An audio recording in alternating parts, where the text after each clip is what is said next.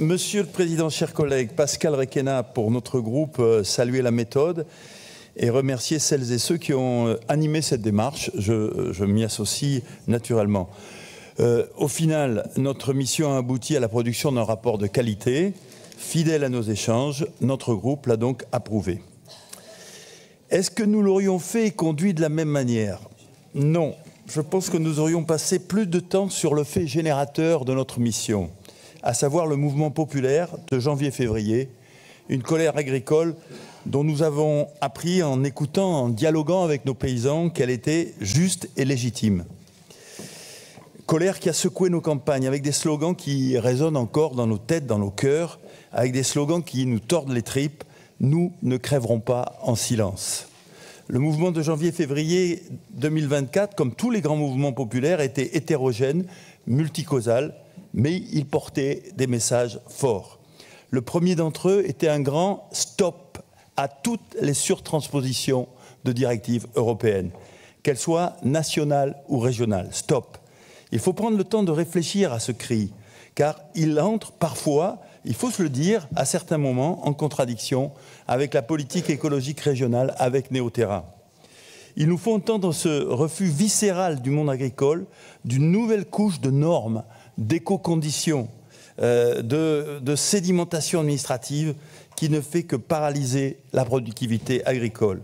J'ai la conviction que le cas de Néoterra devra globalement laisser tomber les éco-sociaux conditionnalités, le terme est déjà barbare, éliminatoire, bloquante pour s'orienter systématiquement vers le cadre positif du soutien financier lorsque les pratiques seront de haute qualité environnementale. Pour reprendre Pascal Coste, pour le citer, la carotte, pas le bâton.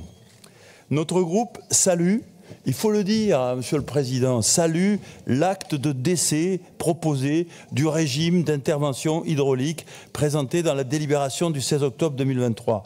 Ce projet était l'exemple même de fausse route, éliminant un certain nombre de projets hydrauliques agricoles uniquement sur l'argument qu'il n'était pas suffisamment vertueux au niveau environnemental. C'est l'honneur de notre groupe d'avoir été le seul, le 16 octobre, à dire que la région faisait fausse route. Tiens d'ailleurs, où était le RN? Où était le RN? Ils approuvaient de manière disciplinée ce règlement rejeté par toute la profession agricole. Eh oui.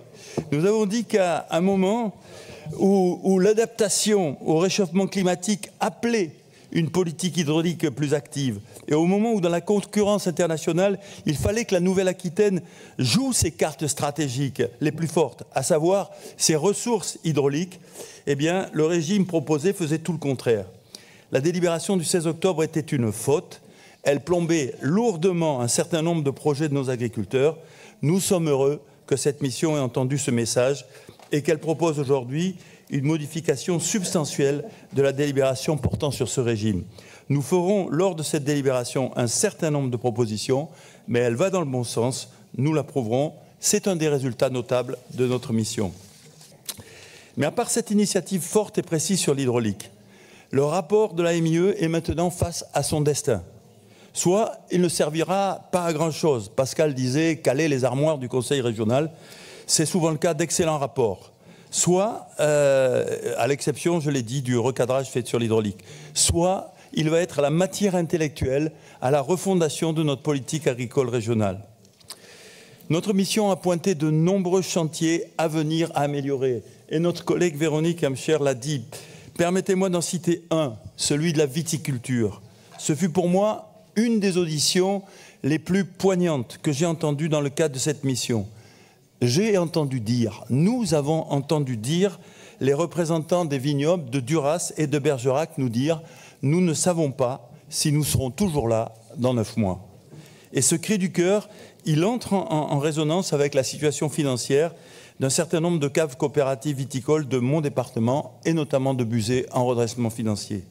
J'ai la conviction que nous allons vers une situation très dure de la viticulture régionale. Il peut y avoir, vous l'avez cité, Président, il peut y avoir des réussites de niche, peut-être un cépage qui se vend bien, vous avez parlé de 35 €, mais globalement, on est devant une tendance, une baisse tendancielle de la consommation, des défis triples, commerciaux, sanitaires, climatiques, très durs à relever. Cette crise va immanquablement nous percuter. De manière plus générale, notre groupe donne rendez-vous à cette Assemblée pour la session budgétaire. Le budget agricole propre de la région, c'est 70 millions d'euros. Il est clairement insuffisant pour donner l'élan nécessaire à ce secteur stratégique de notre économie régionale. D'autant plus, je l'ai dit, que nos agriculteurs et nos agricultrices doivent faire face à un triple défi commercial, sanitaire, climatique. La région, si elle considère que l'agriculture est un secteur stratégique, doit immanquablement augmenter le volume de son soutien. Comme nous avons l'ambition au groupe centriste d'être sérieux et crédible en termes budgétaires, nous vous ferons des propositions de réduction de dépenses de la région pour compenser l'augmentation du budget de l'agriculture régionale. Nous sommes profondément en phase avec les objectifs qu'a d'ailleurs cité Pascal Coste dans la région, dans la mission. La région doit viser un budget agricole d'environ 100 millions d'euros. Nous serons au rendez-vous des propositions de transfert d'efforts budgétaires. Et par exemple, nous pensons qu'un certain nombre d'acteurs du secteur économique sont trop aidés par la région, au-delà de la juste mesure, notamment en ce qui concerne, mais nous serons plus précis, les très grands groupes industriels. Enfin, chers collègues, l'exercice auquel nous nous sommes livrés pendant plusieurs mois. Et moi aussi, je salue la méthode. Et elle fait du bien, cette méthode. Elle nous sort un peu du déroulement mécanique de nos institutions scotchées à l'ordre du jour de la séance plénière. Pour une fois, on a osé mettre une politique publique sur la table et la regarder ensemble et d'en débattre librement. Et je vous en remercie d'ailleurs, Monsieur le Président. Eh bien, je dis que cet exercice, il ne peut pas rester sans suite politique. Il ne peut pas rester sans suite politique. Sinon, vous entameriez la confiance d'abord de cette Assemblée. D'abord de cette Assemblée. Si on recommençait, s'il n'y a rien, pourquoi recommencer? S'il n'y a rien, pourquoi se fatiguer? Rien ne serait plus dangereux que de dire que des exercices démocratiques exceptionnels comme cette mission soient vains.